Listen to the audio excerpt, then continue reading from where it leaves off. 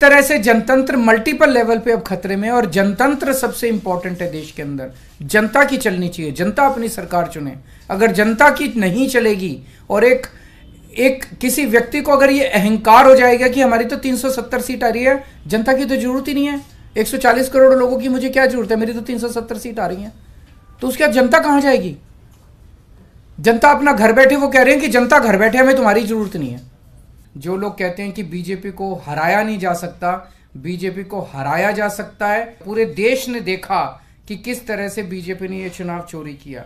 अभी कुछ दिन के बाद देश का बड़ा चुनाव होने वाला है, उसमें 90 करोड़ वोट हैं। अगर ये 36 वोट में से 25% वोट चोरी कर सकते हैं, 90 करोड़ वोटों में ये कितने वोटों की चोरी करेंगे? आज माननीय सुप्रीम कोर्ट का चंडीगढ़ के मेयर चुनाव में ऐतिहासिक फैसला आया है। हम सब ने देखा कि किस तरह से चंडीगढ़ के चुनाव में साफ साफ था कि 20 वोट इंडिया गठबंधन के थे, 16 वोट बीजेपी के थे। 20 में से 8 वोट किस तरह से इंडिया गठबंधन के वोट गलत तरीके से इनवैलिड डिक्लेयर कर दिए गए और इंडिया गठबंधन के कैंडिडेट कुलदीप कुमार को हारा हुआ डिक्लेयर कर दिया गया, बीजेपी के कैंडिडेट को जीता हुआ डिक्लेयर कर दिया गया। मामला जब सुप्रीम कोर्ट में गया तो सुप्रीम कोर्ट ने बहुत जल्दी सुनवाई करके, और आज जो पूरा जो प्रोसेस भी था, किस तरह से माननीय सुप्रीम कोर्ट ने सारे बैलेट पेपर मंगाए अपने पास, बैलेट पेपर खुद देखे और आज रिजल्ट डिक्लेयर कर दिया। ये मुझे लगता है कि भारतीय इतिहास के अंदर शायद पहली बार हुआ है। हम सुप्रीम कोर्ट का बहुत बहुत शुक्रिया अदा करते हैं कि इतने कठिन समय में आज जो देश के अंदर जो हालात हैं, पूरा डिक्टेटरशिप चल रही है, जनतंत्र को कुचला जा रहा है जगह जगह, सारे इंस्टीट्यूशंस जो हैं वो एक तरह से कुचले जा रहे हैं, रौंदे जा रहे हैं। ऐसे में सुप्रीम कोर्ट का ये जो फैसला है ये बहुत मायने रखता है जनतंत्र के लिए, और जनतंत्र को बचाने के लिए ये सुप्रीम कोर्ट का फैसला बहुत अहम है। इंडिया गठबंधन, इसलिए हम सुप्रीम कोर्ट का बहुत बहुत शुक्रिया अदा करते हैं। इंडिया गठबंधन की ये बहुत बड़ी जीत है, पहली जीत है, बहुत बड़ी जीत है और बहुत बड़े मायने रखती है। एक तरह से उन लोगों से छीन के लाए हम लोग ये जीत। उन लोगों ने तो चोरी कर लिया था ये चुनाव, उन लोगों ने तो वोट चोरी कर लिए थे, लेकिन हमने हार नहीं मानी। हम आखिरी समय तक लड़ते रहे, संघर्ष करते रहे और अंत में हमारी जीत हुई। तो ये पूरे देश के लिए, इंडिया गठबंधन के लिए बहुत बड़ी जीत है और बहुत बड़ा संकेत देती है देश को। जो लोग कहते हैं कि बीजेपी को हराया नहीं जा सकता, बीजेपी को हराया जा सकता है, एकता से हराया जा सकता है, अच्छी प्लानिंग और स्ट्रेटेजी से हराया जा सकता है और मेहनत से हराया जा सकता है। ये इस चुनाव के नतीजों ने साबित कर दिया। तो मैं इंडिया गठबंधन के सभी पार्टनर्स को बहुत बहुत इसके लिए बधाई देता हूं। चंडीगढ़ के लोगों को बधाई देता हूं, जिनको चंडीगढ़ के लोगों की एक तरह से जीत हुई। चंडीगढ़ के लोगों ने तो नतीजा यही दिया था कि भाई इंडिया गठबंधन का कैंडिडेट मेयर बनना चाहिए, लेकिन उन्होंने चोरी कर लिया चुनाव।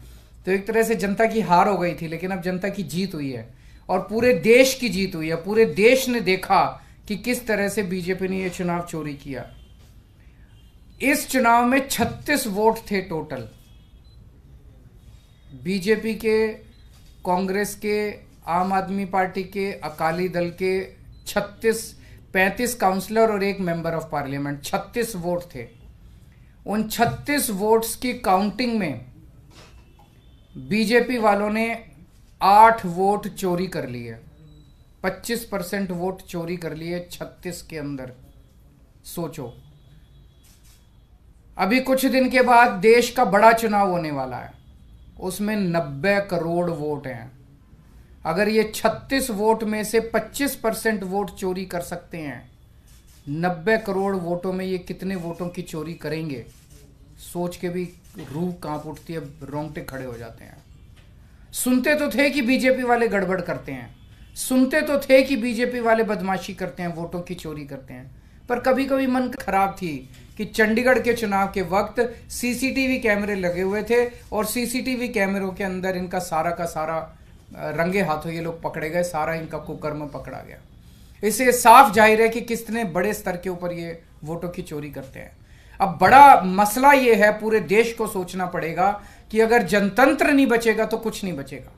आज जितनी कॉन्फिडेंस के साथ ये कह रहे हैं 370 सीट आएंगी, 370 सीट आएंगी, एक तरह से देश के लोगों को चैलेंज कर रहे हैं ये लोग कि तुम्हारे वोट की जरूरत नहीं है हम लोगों को, हमारी तो आ रही है 370 सीट। तुम्हारे वोट की जरूरत नहीं है हम लोगों को, हमारी तो आ रही है 370 सीट। अगर उन्हें इतना कॉन्फिडेंस है 370 सीट का, कहां से आ रहा है ये कॉन्फिडेंस? कुछ तो गड़बड़ कर रखी है इन्होंने।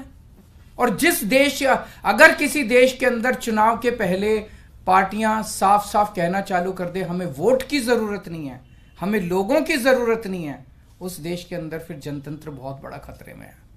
पूरे देश को मिलके 140 करोड़ लोगों को मिलके जनतंत्र को बचाना पड़ेगा। इससे ये भी साफ है ये लोग चुनाव जीतते नहीं हैं, ये लोग चुनाव चोरी करते हैं। आज ये पूरे प्रकरण ने, चंडीगढ़ के पूरे चुनाव ने इन लोगों को बेनकाब करके पूरे देश के अंदर बेनकाब कर दिया इन लोगों ने।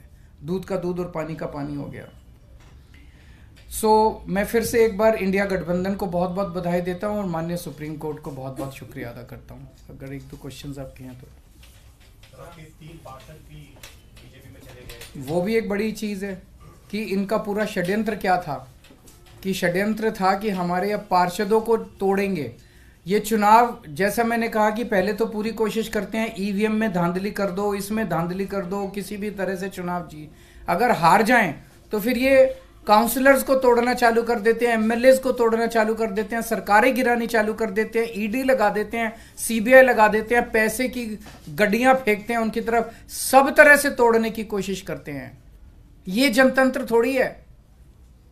सर इस चुनावों ने दिखाया कि कैसे अगर आम आदमी पार्टी और कांग्रेस मिल जाए तो बीजेपी को हरा सकते हैं। मैंने अभी यही बोला। हुआ तो क्या पंजाब में भी आप इस पर? ये मैंने बोला कि किस तरह से अगर हम सारे लोग इकट्ठे हो जाएं, इंडिया गठबंधन के इस चुनाव ने एक बहुत बड़ा मैसेज दिया है।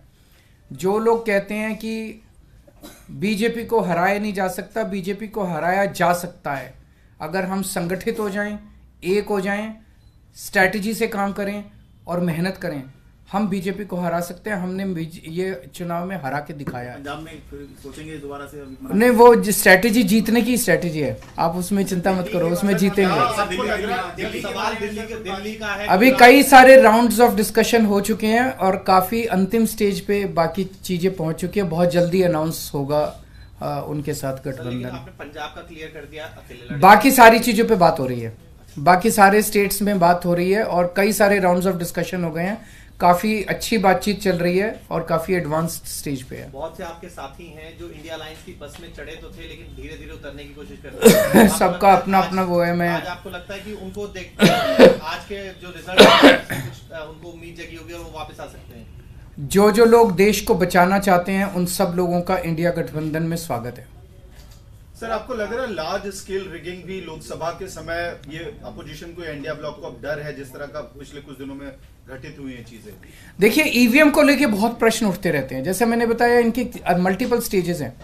पहले तो ये चुनाव में गड़बड़ करते हैं, तरह तरह की गड़बड़े करते हैं, वोटर लिस्ट गड़बड़ कर देते हैं, ईवीएम के अंदर गड़बड़ी की बहुत सारी शिकायतें और बहुत सारे वो आए हैं, लेकिन उसके ऊपर कभी भी इन लोगों ने जनता का विश्वास जीतने के लिए ईवीएम के गड़बड़ी जो आरोप लगे उसको इन्होंने जनता का विश्वास स्ट्रेंथन नहीं किया। तो ईवीएम के उसके बावजूद भी अगर ये कहीं चुनाव हार जाएं तो फिर ईडी है, ईडी छोड़ देते हैं, सीबीआई है, सीबीआई छोड़ देते हैं, उससे भी कोई नहीं माने, पैसे फेंकते हैं उसकी तरफ। उसके बाद ये एमएलए और एमपी तोड़ लेते हैं। इस तरह से जनतंत्र मल्टीपल लेवल पे अब खतरे में है और जनतंत्र सबसे इंपॉर्टेंट है देश के अंदर। जनता की चलनी चाहिए, जनता अपनी सरकार चुने। अगर जनता की नहीं चलेगी और एक किसी व्यक्ति को अगर ये अहंकार हो जाएगा कि हमारी तो 370 सीट आ रही है, जनता की तो जरूरत ही नहीं है, 140 करोड़ लोगों की मुझे क्या जरूरत है, मेरी तो 370 सीट आ रही है, तो उसके बाद जनता कहां जाएगी?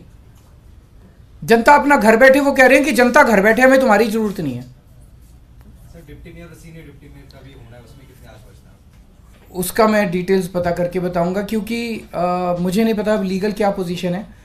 मेयर डिप्टी मेयर का चुनाव कराता है, तो चूंकि वो मेयर नहीं रहा, उसने चुनाव कराया, वो भी दोबारा